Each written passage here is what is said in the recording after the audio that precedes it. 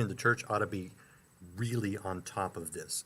According to the World Atlas, there are over 40 million slaves in the world right now, and a quarter of them are children. When you look at their top 10 countries, 2 of them are in Asia, 3 of them would be considered in the Middle East, and 5 of them are in Africa.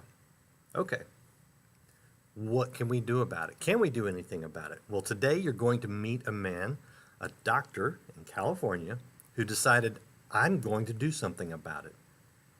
And over the last year, he has freed over 1,000 slaves. We're going to find out why he did that and how he did that and how maybe you can be a part of freeing people today. This is a big issue. So I invite your comments, invite the dialogue. I'm glad to have you with us, whether you're watching live or in the replay.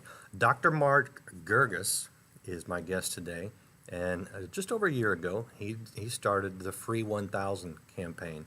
And we'll find out how he did. Dr. Girguis, great to have you on Life Today Live. Oh, it's my pleasure. Thank you so much for having me. So let's maybe we should start talking about just the fact that there are so many slaves in the world today. How did you become aware of the fact that slavery still exists and that we could actually do something about it?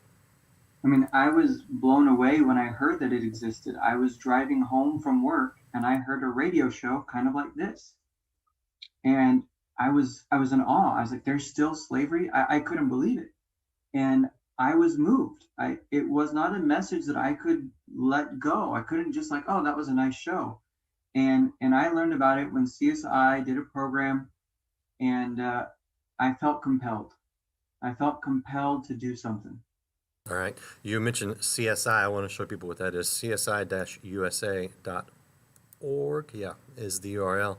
And here's the website where they talk about slave liberation in Sudan. And that's where you decided to focus your efforts to free slaves. Tell us what you did and how did you succeed? I know you did, so I know the answer to that question. Let's say God got us past the finish line. So I was moved because as much as you hear about the overwhelming problem of slavery and you say there's 40 million people in slavery, you're like, well, what can I do? Then they actually have a solution. Christian Solidarity International, they actually reached their 25th anniversary in October of liberating slaves in Sudan. And they've liberated about 100,000 slaves over that time, which to me is incredible. It's one thing to hear about the problem, but there's very few places where you hear the solution. And I thought, wow, when they said $250 could free a slave, I was like, that's not very much. I mean, I can actually change a life. Like, we can give money to so many different organizations.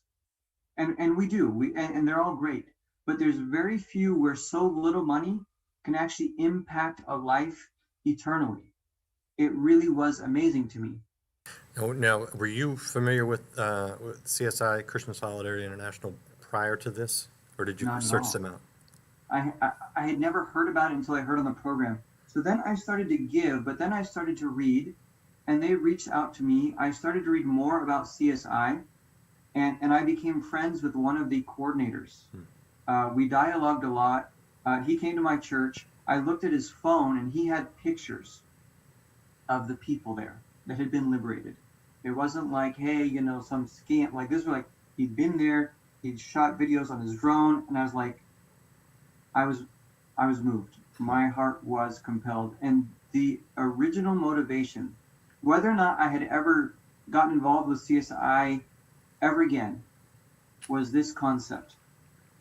Was these were children playing and were captured and taken away. I could not accept the concept. Had that been me, I have 2 girls. If my girls had been taken away, I don't think I would sleep one night for the rest of my life until they had come home. It's probably the most jarring thought I think any parent could have.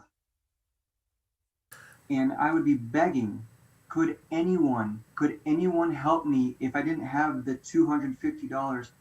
I would probably be begging those rich people in America, could someone help me? It's what I would want someone to do for my children. And I thought, you know what I would want to be done for me, I want to do for others. So I said, you know what, I would want someone to free my two girls, so I'm going to free someone else's two kids.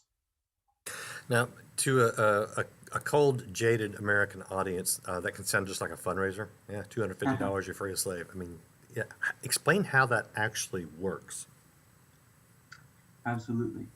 Um, so the slaves were taken from South Sudan uh, in the late 90s, early 2000s, and they were walked to North Sudan for 10 days and then distributed to different slave owners. Well, along the border of South Sudan and North Sudan, there were some people that were actually related to some of those people who were captured slaves, but they were Arabic speaking. So one of them received a call from his uncles like, hey, can you help us free your cousin? They're like, what? So then the Arab speaking people would then try to figure out how to barter and trade to get the slaves back. Originally, it was for money. But I'm going to explain how it's done now. Cattle is your livelihood in Sudan. It's almost your status symbol as well. Like that's your Mercedes, that's your Lexus, that's your pool, luxury home, right? It's your cattle. So instead of trading money for the slaves, what they're now doing is they're offering vaccines at these cattle camps, vaccines for the cattle in exchange for a slave. And then once they gather 300 slaves, and the vaccines cost about $60, 50 to $60. Then they walk them back. They get 300. They walk them back for 10 days. So that takes a long time. They have to be fed. Then once they cross back to where their homeland is, a church receives them. They get medical care. Many of them are dehydrated or have malaria. I've seen some with tumors, some with wounds from being shot or stabbed. Then they get a goat, which is like a new life. They get food, they get mosquito nets, they get farming tools. So it's like they're going from absolute poverty and slavery and torture to like almost like here's an entrepreneur, like here's your new lease on life, and you get to start a new life. And so the $250, it's a process. It's not like I give and I'm buying a slave. No, it's a process. And it's not easy. They can only do 4 or 5 a year. And there are still about 35,000 slaves. 30 to 35. The government doesn't let us do a census on the slaves that they're holding captive. Yeah. Okay. First of all, I want to drive home the point that you made about the cattle and the goats, because we've done mission feeding in Africa for years, and I've seen the emails and the letters in the old days. People see a pig or a chicken or a goat or a cow in a shot where we're talking about starving people, and they say, well, just eat the cow. Just eat the pig, right? Which is, I get that. You go, well, they're starving, but there's a chicken right there. There's your food, Thing is, if you eat that chicken, you don't get any more eggs, and you don't get any more chickens. If you eat that goat, you don't get any more milk. And so you're right. The animals, they are the currency. They literally are the currency of the third world in a lot of places.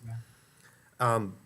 So here's one question I have for you, because this would be a natural concern where it's almost like paying ransom for hostages could be. How come when you barter like that to free someone from slavery, does that not encourage the slave takers to turn around and take more slaves? That's an amazing question, and that's been asked a lot of times. So Christian Solidarity International has done a lot of things for Sudan, including lobbying. They were really involved in getting South Sudan to be a separate country from North Sudan. And in 2005, I think it was 2005, forgive me if the date's wrong, there was a peace treaty where they would no longer allow these slave missions where they would go and capture them. There was a peace treaty from that point on. So although they stopped going and getting more, They haven't released all the ones they have. So it's not a cycle. It's not going on continuously. We're not just feeding it. And so that was reassuring to me that there's a chance we could actually end the slavery if we can liberate enough, at least in this part of the world. And yeah. Now that's great. I'll show you your CSI page. You have a page at, I'll put this in the chat here. This is your free 1,000 campaign, liberating the enslaved in Sudan. I'll put that in the chat right there for people watching.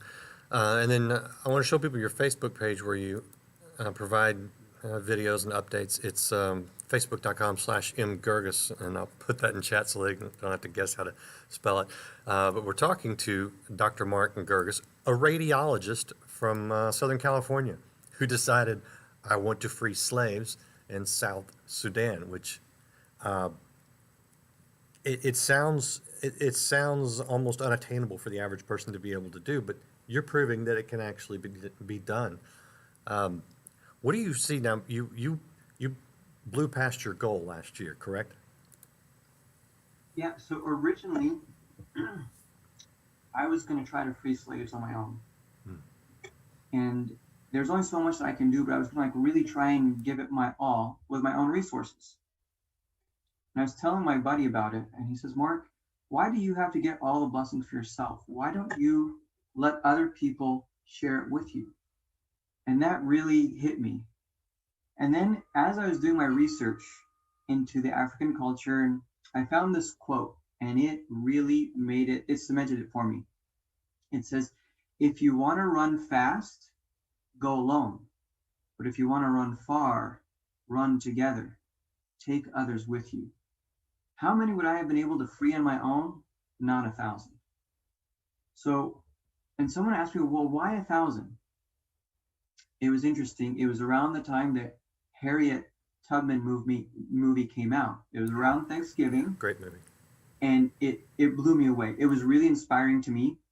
And she risked her life to free like 700 and something slaves. I thought, she risked her life.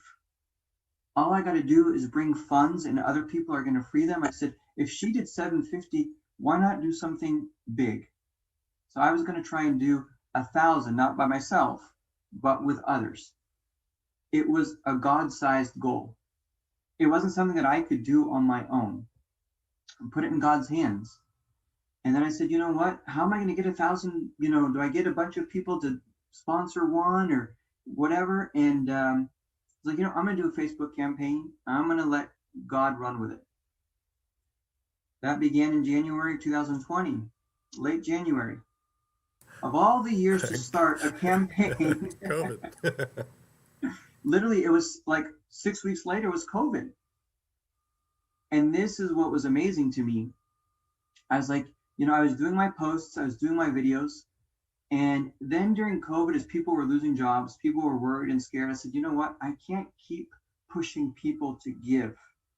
So I kind of quieted down, where God allowed me to speak, and I just put my posts. But it was amazing how people responded, and it just showed that it wasn't me. God somehow brought this together, and in the last few months, it just skyrocketed. And I tried to get to it, like, I was going to be happy if we got to 400 or 500. I said, you know what, even that's plenty, right? 400, 500 lives changed. That's amazing. But as we got one of my friends sponsored 500 slaves as a match. Wow. So then we started to get momentum. And then I was like, well, okay, great. What if we get to 800? And then as we got towards the end, we were at 900 around Christmas time. I said, guys, do you think we can get there? And we reached our goal at 1,000, but they kept on giving. We freed about 1,140 slaves. I was like, what?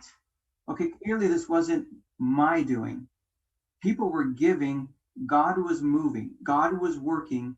And that verse that says he's able to do exceedingly abundantly above all that we ask or imagine.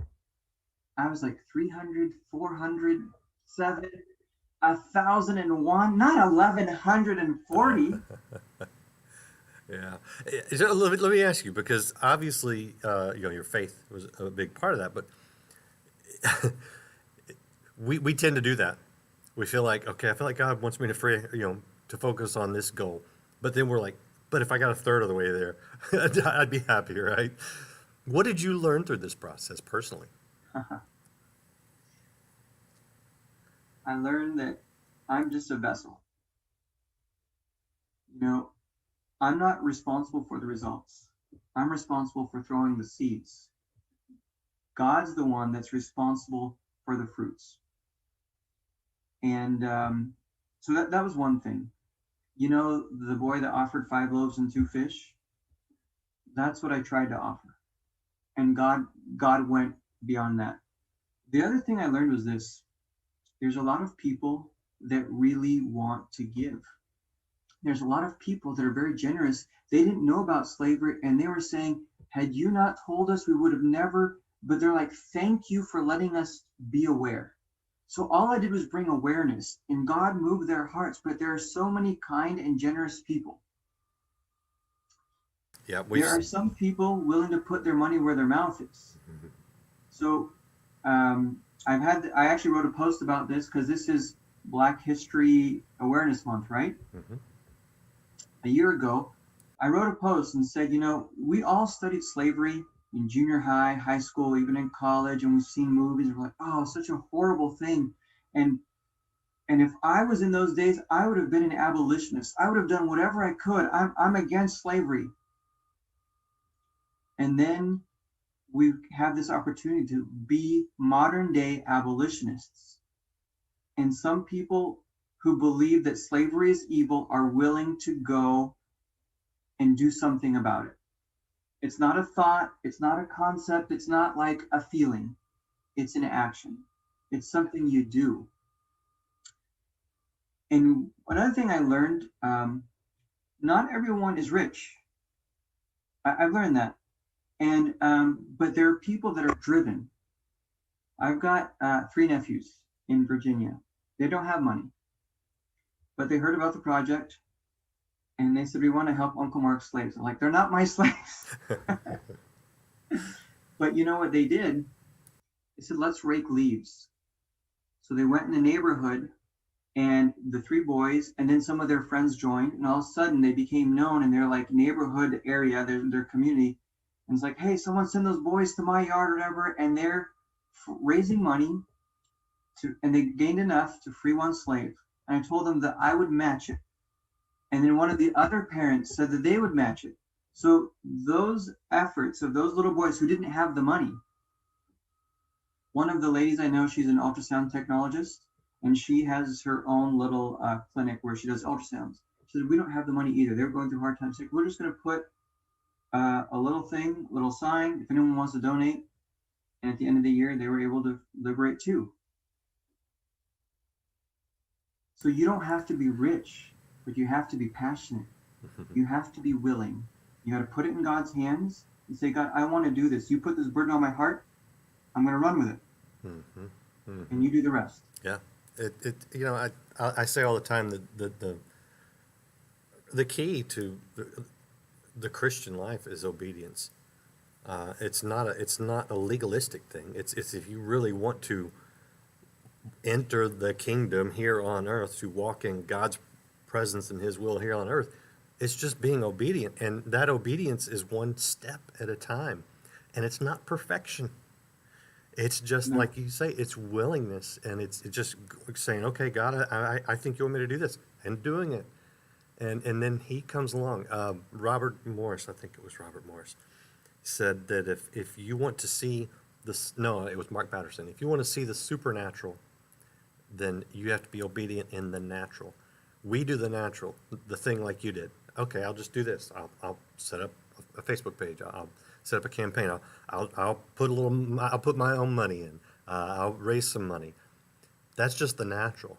But when it's in obedience to God, the supernatural happens. And now, I'm curious, because of COVID, obviously you can't travel.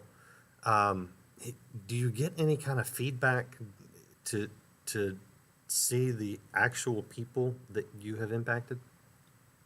So CSI has been very good in they send me pictures after each liberation. They do 5. They send me the pictures and they actually record the stories of every one that's slaved. So I know like when they were kidnapped, how many years were they beaten, were they raped, were they gang raped, were they, like a lot of time are forced to become Muslim. Like you get to read and then they made me a nice book of I got to see. I have the pictures, their stories. But one of the things that really cemented this for me is that it is an act of mercy. To free someone from slavery is incredible. That is an amazing act of mercy. And that's what we're called as Christians, the hungry, the thirsty, the naked, the imprisoned. But the other thing was this, it's building the kingdom. Majority of them were Christian and became enslaved by Muslims, were given Muslim names, forced to go to Muslim school, were threatened to leave Christianity almost at the risk of their life, or beating or torture. Many of them secretly prayed, God, deliver me. But then when they came back to home, they were received by a church. They get to hear Christian songs for the first time in decades. They might get returned to the Christian community. And even if they weren't Christian, I was enslaved by a Muslim and I'm freed by Christians. Wow. And this concept hit me one day that there's a chance when we're at the gates of heaven that there will be other people walking through, looking at you saying, I wouldn't be here if it wasn't for you. That concept blew me away. There were people saying, God, because of their mercy, I'm here. Thank you, dear. Please reward them. Not to say that we need a reward, but then it's enough that there will be witnesses saying, because of their mercy and kindness and obedience to you, I'm here today. Wow. Wow. Okay. Dr. Mark Girguis, this is his Free 1000 campaign on Facebook, which is, you can actually, I searched for Free 1000 campaign and found it, but I also put it in the chat, the URL if people want to see it. Where do you go from here? What do you see for 2021 and going forward? Is this a one-time thing and you feel like you've accomplished what you were supposed to accomplish, which would be great, or what do you feel like your place is now? That's a good question. Do you know? You may not know. I mean, I have been very moved by the concept of trafficking. As you said, there's millions, and it's all around us, and it's in our backyards. So there's a few things that I'm thinking about. Not only freeing the slaves is important, but also the areas where they need resources. They need water. Actually, you know what? It's nothing like Beverly Hills. If you get 300 people moved into your neighborhood, you're like, how do we do that? And we're in America. Well, what do they do in South Sudan where they've got nothing? So I actually want to build wells. I want to work with CSI to get the word out there to try and help this mission. I'm going to support it as much as I can. And I also have a passion for persecuted Christians. The slaughter that's going on in Nigeria bothers me a lot. I'm spending a lot of effort. I'm on the board of another organization where we serve persecuted Christians, Nigeria, Syria, Iraq, and Egypt. So God has been pushing me towards Nigeria. Again, there's no lack of problems. And, God is softening my heart. And I know that I'm not the savior of the world, but I'm at least part of his team. Yes. And wherever he moves me, I want to go. And if it's a financial sacrifice, who cares? It's nothing. The sacrifice that we make towards the rewards and the gains of the people here on earth, 30, 60, 100 fold in heaven. I mean, there's no better investment than building God's kingdom here on earth. And I'm scattered. Yeah. Where God's leading me, I know I'm helping persecuted Christians and trafficked people, and I'm going to help CSI as much as I can. Yeah. You're an American, born in the United States, but you have origins in Africa. Does that play into it at all? So, I'm of Egyptian descent, And that did play an important role for me because in our youth group here in Southern California, we had 2 Sudanese youth that fled Sudan. So I was a little bit, because of persecution as an asylum, so I was a little bit moved by that. But I've also visited Kenya, Uganda, Tanzania. I've done some missions there, and I have a heart for the people of Africa. Everyone, like, just God just moves you right towards different. So my heart is definitely in Africa and the Middle East. So yeah, the missions and my descent, um, we've been affected by Islam for centuries in Egypt. I know persecution stories very intimately through family and my church and our history. They say the Coptic Church has offered more martyrs than any church in the world over the last 1400 years. So yeah, it matters to me. Yeah, yeah, I It's can see that. personal. I can see that. All right. So what would people want to follow what you're doing? Obviously, you've reached your goal on the actual campaign. Are you still posting on Facebook? You're still doing updates and things like that? I'm gonna go back and post more. Okay. I took a little bit of a break because I've been trying to think about, what did I want to do? Where's God leading me? But I still need to support. And so there's plenty of posts there to keep you busy. Yeah. And you'll see a video of someone who actually, in a Sudanese English voice, you'll see her experience. It's actually very moving. And yeah, I am gonna post again. Oh, good for you. All right. Dr. Mark Girguis, appreciate your example, appreciate your obedience. And I want to give you the last word and ask you what you would say to someone who's maybe watching this who is thinking, I think maybe God's calling me to do something. I don't know what to do, but I feel like I should do something. What does that person need to know from someone who a year ago you were that person going, I just want to do something. I don't know what to do. What would you say to them? First of all, yield. Yield and pray. But then take a step. Make a definitive step forward. Don't waffle. Don't go just say, you know what, God, you're putting this on my heart. Today, I'm going to make a plan. I'm going to go in your direction. I'm going to put this in your hands. Just so you know, you're an answer to my prayers. Because I've been praying for God to call people and to move people and to join the movement. I prayed for all the donors and for all those. Go to the website and donate if you want. Go and read about CSI. They're doing amazing work in Nigeria. They're freeing trafficked kids in India. They're helping the Armenians. Like, they're doing a lot. Find an organization, go with them, and give. You'll be surprised. The amount that you give is so little compared to the reward on earth. I feel so blessed by God. It's been incredible. You can't count the blessings. So this is a great investment. Yep. Move forward. Absolutely. Thank you. Thank you again for all that you've done, for just the example you set in raising the awareness, and appreciate all of our sister organizations that are out there working. Life Outreach International does rescue children, young girls, especially from human trafficking. We drill water wells around the world. We feed in South Sudan. We do emergency food relief in South Sudan.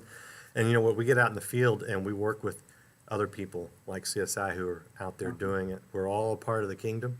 And so, wherever if God puts it on your heart to do something, and I really don't see how that couldn't be the case, you find that organization, whatever organization is, that's a good, solid, reputable Christian organization that is responsible with the funds, but is actually out there making an impact in the world.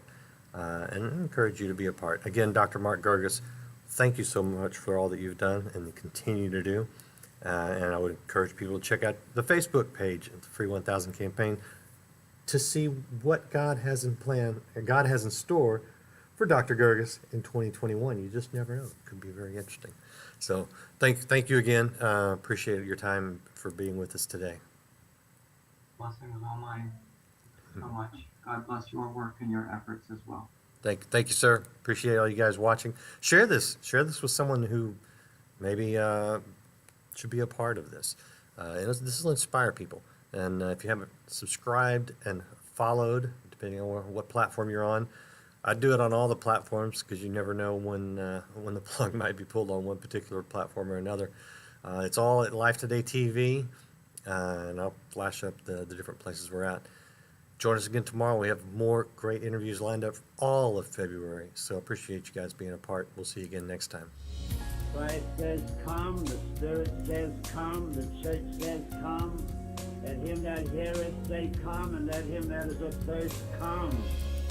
They will find no drought in God's ever-flowing and abundant springs of grace.